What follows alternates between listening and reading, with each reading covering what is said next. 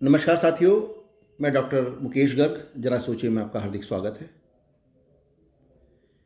देश में सरकार चाहे कांग्रेस की रही हो, चाहे अब भारतीय जनता पार्टी की सरकार चल रही हो, लेकिन अल्पसंख्यक कानून को लेकर और उनसे संबंधित इंस्टीट्यूशंस को लेकर किसी भी सरकार ने कोई भी बदलाव नहीं किया।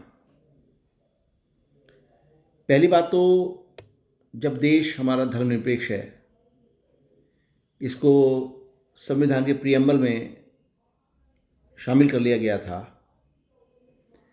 तो अल्पसंख्यक और बहुसंख्यक का कंसेप्ट ही खत्म हो जाता है। फिर मुस्लिम, सिख, ईसाई और अन्य धर्म जितने भी देश के अंदर हैं, उनके लिए अलग से कानून की कोई आवश्यकता देश को नहीं रह जाती है।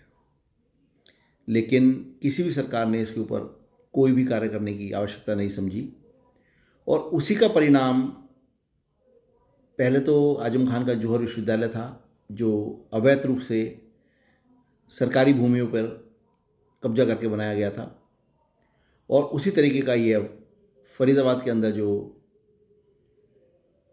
यूनिवर्सिटी पकड़ी गई है, ये अल फलाह यूनिवर्सिटी, ये यूनिवर्सिटी जो है जिसके अंदर आतंकी पैदा किए जा रहे थे, डॉक्टर्स सारे आतंकी पैदा हो रहे थे, और इतनी भयंकर फंडिंग उनके पास थी, और जो मॉड्यूल उन्होंने बम का इजाद किया वो तबाही मचाने के लिए हिंदुस्तान के अंदर काफ़ी था।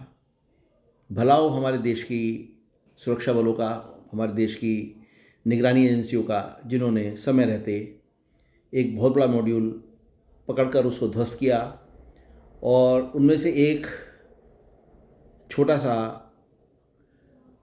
घटनाक्रम अल्टीमेटली घटाई दिया उन्होंने, और दिल्ली में लाल किला के पास बम ब्लास्ट करने में कामयाब रहे।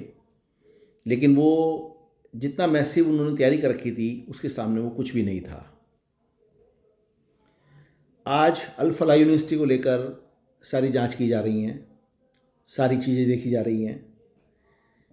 सरकार पहले से क्यों नहीं देखती है, पहले क्यों नहीं इसके ऊपर ध्यान देती है कि ये जो अल्पसंख्यक विश्वविद्यालयों का दर्जा दिया गया है, इनकी मोडस ऑपरेंडी क्या है और क्यों दिया गया है, और किस लिए वहाँ पे जो है अल्पसंख्यक छात्र पढ़ते हैं।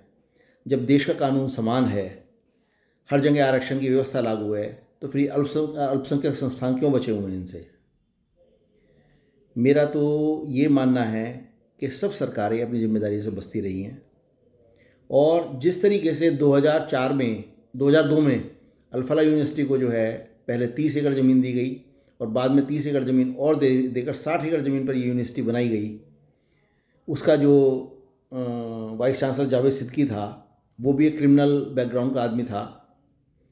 उसको उन्होंने जिस तरीके से खाद पानी दिया सरकार ने, उसके आइडिया को, उसके जो यूनिवर्सिटी बनाने के कार्यक्षेत्र को, वो आज फल फूल कर सबके सामने आ रहा है कि पूरा पूरा कैंपस ही जो है वो सारे डॉक्टर्स के अंदर, अधिकांश डॉक्टर्स के अंदर जो है आतंकी गठजोड़ के मिल रहे हैं। क्योंकि जो डॉक्टर्स अब तक पकड़े जा चुके हैं, उसके अलावा बताया जा रहा है कि 20-25 डॉक्टर्स अभी गायब हैं वहाँ पे, जो नहीं मिल रहे हैं। इसका मतलब कहीं ना कहीं किसी ना किसी आतंकी मॉड्यूल से वो लोग भी रिलेटेड हैं।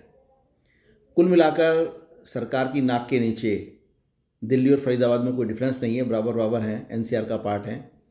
और जिस तरीके की ये घनघोर घटना को अंजाम देने जा रहे थे, ये बहुत दुर्भाग्यपूर्ण है, बहुत ख़राब है, और सरकार को अल्पसंख्यक कानून के ऊपर पुनर्विचार करना चाहिए। अल्पसंख्यक जो विश्वविद्यालय की परमिशन दी जाती है, उनको देखना चाहिए, उनको जो है देखना ही नहीं चाहिए, उन पर बैन लगा देना चाहिए, और सारे विद्यालय और विश्वविद्यालय जो हैं वो सामान्य कैटेगरी के होने चाहिए, धर्मनिरपेक्ष होने चाहिए, ऐसा मेरा मानना है।